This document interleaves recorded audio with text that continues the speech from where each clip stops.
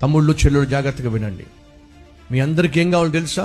మీ ఇష్టానుసారమైన జీవితం కావాలి. మీ మమ్మీ కానీ మీ డాడీ కానీ నిన్నేమీ ప్రశ్నించకూడదు. ఇచ్చిన డబ్బుల గురించి లెక్కలు అడగకూడదు. ఆలస్యంగా ఇంటికి వస్తున్నట్లయితే ఎందుకు ఆలస్యంగా ఇంటికి వస్తున్నా అడగకూడదు.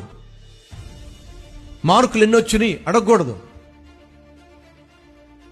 రాత్రుల్లో నువ్వు తలుపేసుకుని కూర్చున్నప్పుడు తలుపు తట్టి ఎందుకు తలుపేశావే, ఏమిట్రా తలుపు ఎందుకు వేసావు అడగకూడదు.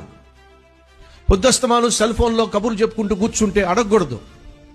అడిగితే చిచ్చే ఈ ఇంట్లో నాకు స్వేచ్ఛ లేకుండా పోతుంది అంటే అర్థం ఏమిటి?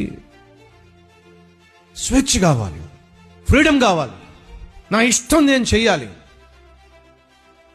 ఒకవేళ ఏ తండ్రి అయినా ఏ తల్లి అయినా సరేరా నీ ఇష్టమే చెయ్యి అని వదిలేశాడు అనుకోండి, వాడు నాశనం అయిపోతాడండి.